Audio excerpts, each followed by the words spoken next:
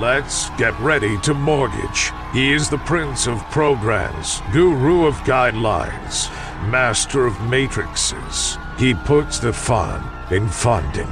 Please welcome Mark, Mr. Mortgage Eitel.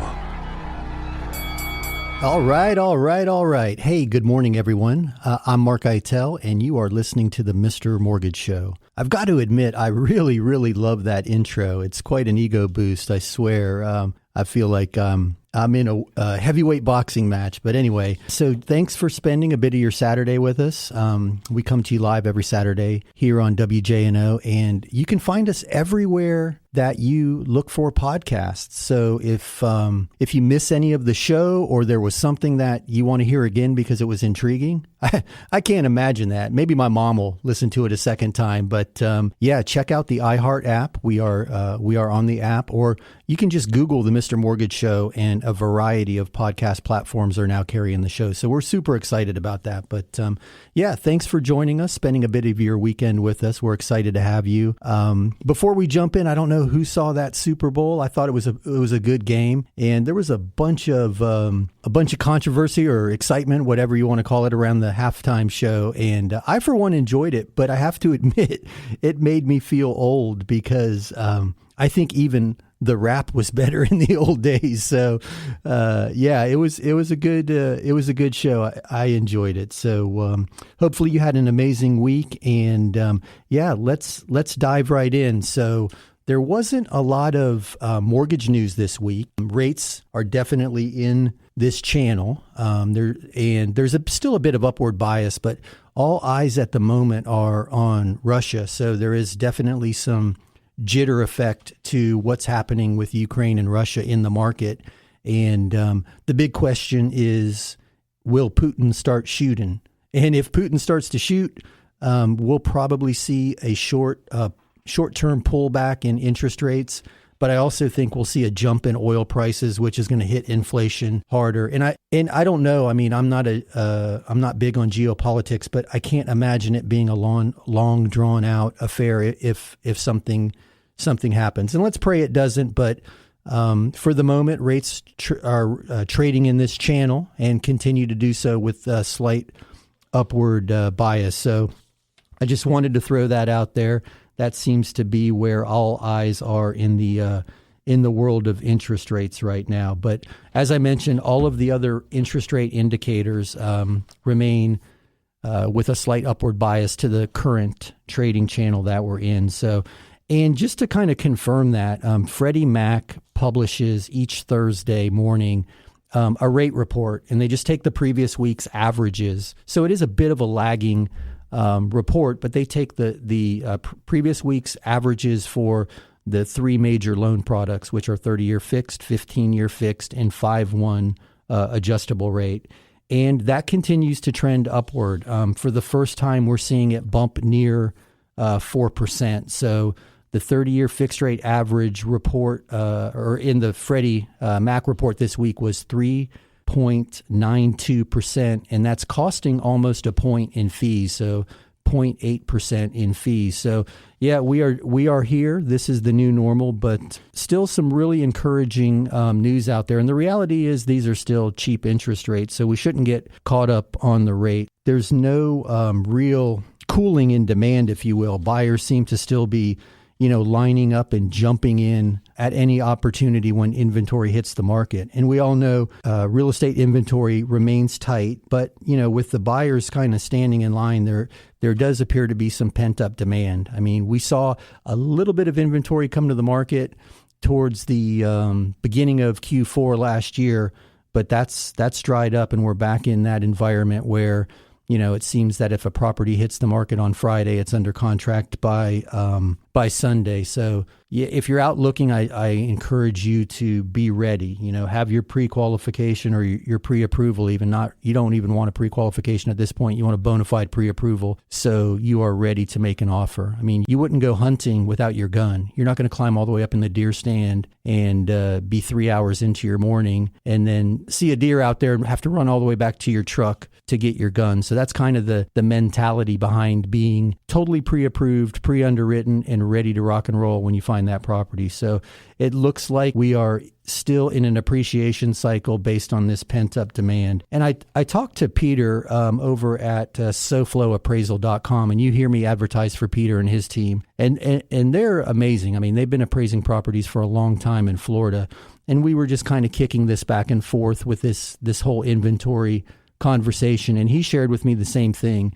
He's seeing a lack of active listings on the market. And when they're appraising properties, they use the active listings kind of as a forward indicator, what properties are being priced for now versus what's already under contract. And by active listing, I mean something that's actively for sale but not yet under contract. And they're finding it difficult to locate enough active listings to use as comps. So just food for thought. We are still in this hot sellers market. So be ready.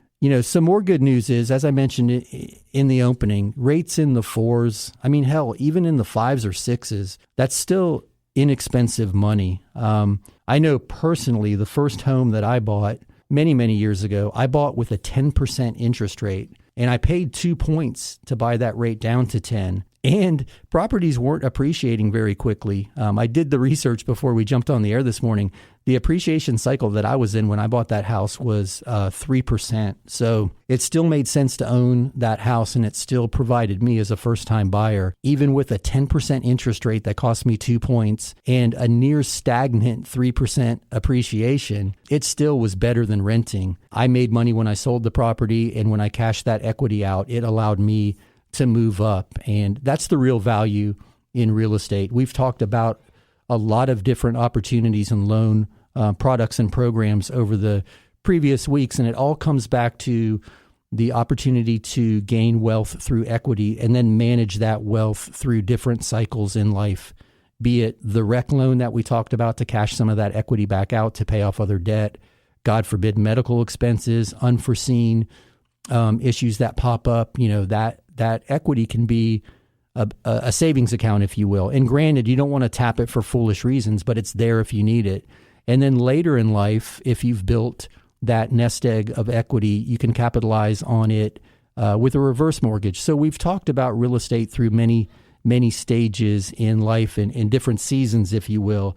But it comes down to it's beneficial to own it, even as from the appreciation cycle as a flipper to a landlord with positive cash flow, but certainly as your primary residence. And, I'm going down memory lane here, but that first house that I purchased, it was a $64,000 house in Palm Springs. That was the neighborhood I grew up in. So I bought that house. My mortgage payment was $561.65 a month. I'll never forget that. I was so proud when I used to write that check, $561.65. My brother came home from the Air Force that same year that I bought the house, and he rented a really cool apartment, and his rent was $550. But over the course of the next several years, his rent quickly escalated. They kept increasing his monthly payment every time he renewed his lease, and he was approaching $1,000, and I was still chugging away with that $561.65.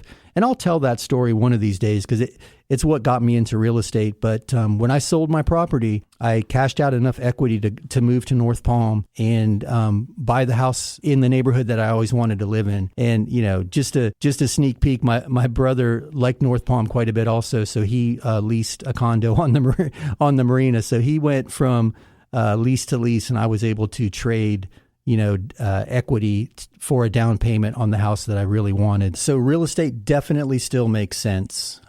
So we're gonna move into the break here in a minute, but I encourage everybody to send us your questions. The Anytime hotline is 561-291-8569. That's 561-291-8569.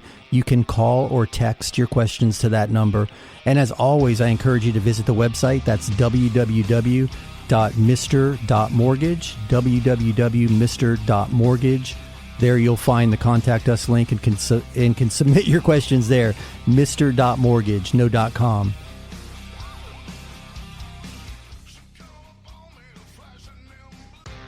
Hey, it's Mark Eitel here, host of the Mr. Mortgage Show. And you've heard me talk about the valuation tool that we use in our lending practice almost daily. It's not quite an appraisal, but it's way more accurate than one of those online estimates. And we're happy to run one of those reports for you at no charge. Just visit freevaluereport.org. That's freevaluereport.org. Give us a little information about the property, and we'll be happy to send you your report. That's freevaluereport.org. Here's another 5-star review.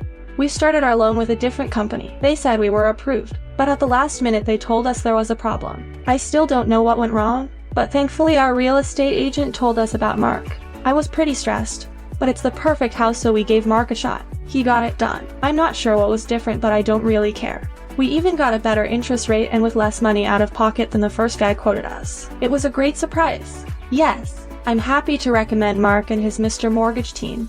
It's not every day that you need an appraisal, whether it's for a divorce settlement, estate planning, or maybe you're appealing a tax assessment, or you just want to make sure you have adequate coverage in your property insurance. When you need a certified appraisal, turn to my friends at soflappraisal.com. That's soflappraisal.com. Peter and his team have been appraising properties here in South Florida for decades. soflappraisal.com. And tell them you heard this on the Mr. Mortgage Show. Are inflation and everyday expenses eating into your retirement income? Maybe you've considered a reverse mortgage and have unanswered questions like, do I still own my property? Can the bank kick me out? What happens when I die? Can I still leave my house to my kids? These are all great questions. Visit www.moreaboutreverse.com to learn more. That's www.moreaboutreverse.com. www.moreaboutreverse.com. Welcome back to the Mr. Mortgage Show. Call us now, 561-291-8569. All right, we are back. And you heard the big guy. We've got to give that guy a name. Remember the announcer on Price is Right? What was his name? Roddy, or something like that? We've got to come up with a cool name for the Mr. Mortgage announcer, because I just envision this big barrel-chested gorilla of a guy that you want to listen to. So listen to him and call or text your questions to that line, 561-291-8569, or visit the website, www.mr.mortgage. That's mr.mortgage. So we are going to continue to rock and roll forward. I know I beat that point over the head that real estate still makes sense, but we have a tendency to see the news of the day and freak out. Rates are going up, rates are growing up. That means opportunities being missed. And I don't think opportunities going to be missed. I just think it's shifting. Maybe we don't chase down that dream house. We buy what we can afford and start to build from there. And that was the spirit of me sharing my first experience in real estate. So I think we're going to dig in with some questions. I don't know if Dom's got anything ready for us, but let me give him he's given me the thumbs up. We got a question that popped in. So what do we have, Dom? All right. We have Brianna from Loxahatchee. Is FHA the best first-time buyer loan? All right. Hey, Brianna, that's a great question. And I love Loxahatchee. My sister and niece still live out there, and man, that whole neighborhood, that whole area with Westlake and everything has seen such a transformation. So, but yeah, that's an awesome question. So a lot of people assume that FHA somehow means first-time home buyer. But I'm going to answer your question, but you know my style. I kind of like to tell stories about it. So bear with me as we walk through this. So FHA, so to answer your question, yes, it's a great program for first-time home buyers, and I'm going to tell you why. But it doesn't stand for anything related to first-time home buyers. The Federal Housing Administration insures a loan product that has become known as the FHA loan to encourage banks to lend money to slightly credit-challenged or slightly savings-challenged buyers, which is typically the perfect product for a first-time buyer. And so what that means is they'll allow a little more of your income, your discretionary income, your monthly income, to be allotted towards expenses. So you'll hear terms like DTI. What is DTI? That's debt to income. There's a ratio that's calculated with your total income and your total monthly debt. That ratio determines whether a conventional program, or in this case, we're talking about an FHA program if you qualify for it. So the DTI, the higher the DTI, the larger percentage of your income is spent on your monthly debt. With an FHA loan, the guidelines allow for that to be a higher number. So oftentimes the first-time buyer needs that flexibility to qualify. They need a little more